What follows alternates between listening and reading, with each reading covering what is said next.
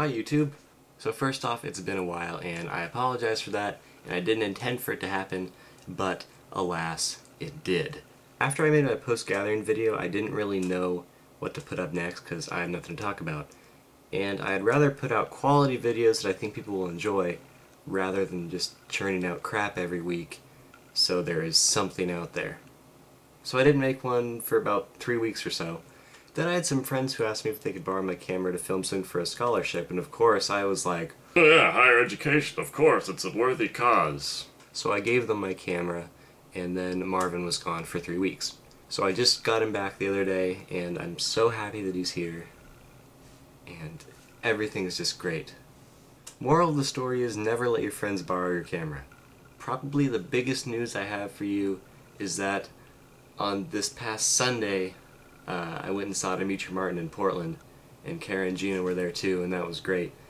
And he was, as I expected, a very, very funny man. And if you ever get the chance to go see him, I would recommend doing so. But the best part of it was, after we left the show, my friend Harry and I, that's why I went with my buddy Harry, we were walking by the theater and noticed there were like 20 people outside these shifty looking doors, and we wanted to know what was going on. So we stood there, and it was just this guy who was noticeably not Demetri Martin, loading things from this door into this car with the driver. From the door to the car. It's a dance. And we started looking at the stuff that he was loading in there, and it was stuff like Demetri's keyboard, Demetri's guitar. So I looked at Harry, and both got really excited. And then the guy came out and whispered something to the driver, who drove around the block really fast. So we followed the driver to the other side of the theater, and then out comes Demetri Martin in all his shining glory, and he's just like, "Hey guys." Pictures ensued, and people shook his hand and got his autograph, and the best part for me was he drew on my phone. Although nobody will believe that Demetri Martin drew on my phone, so I will be battling for that story this coming school year. I'd like to talk about something I've noticed that I think is despicable. We all know that the elderly are not as acute as they once were. If they don't remember things, it's, you know, that's just how it is.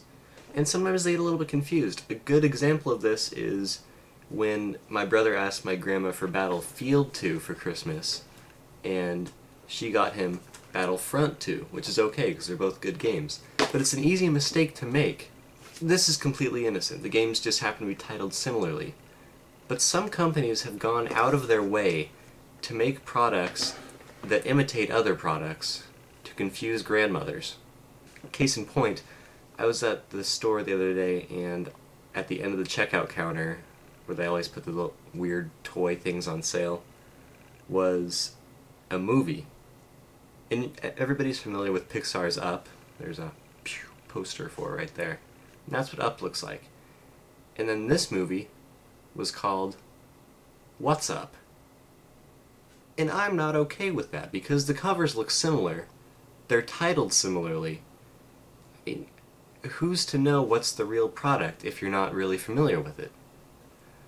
So I've decided that is very bad, and there should be laws against it. Get to work on that, Obama. It's just dawning on me that I actually haven't spoke about how the gathering went yet. It was phenomenal. I had loads of fun, and I hope everybody else did too. And I just wanted to thank everybody who was there. There were more people than we could have ever anticipated, and it was fantastic. We are planning for next year already, and we'll get that information out as soon as we can to allow ample time for traveling preparations to be made, because you want to be there. You want to be there. Okay, here's another gripe. I went in to get my school schedule yesterday, and I noticed that there are a lot of classes on there that I didn't forecast for. And some of them were classes that I had completed freshman year, which I thought was strange. So I went to the schedule changing station and I said, "What's up, guys?" And apparently 3 of the media classes that I had forecasted for did not exist. I'm just confused. Why would they put them in the catalog if they weren't real? They're like decoy classes. I'm not I don't know why they would try to trick me. But apparently what happened was not enough kids signed up for those classes, which was unfortunate because that was like half my schedule, so I had to get that whole mess reworked. But in the end it was fine, and now I get to sleep in every other day because I have a first period open. Woo!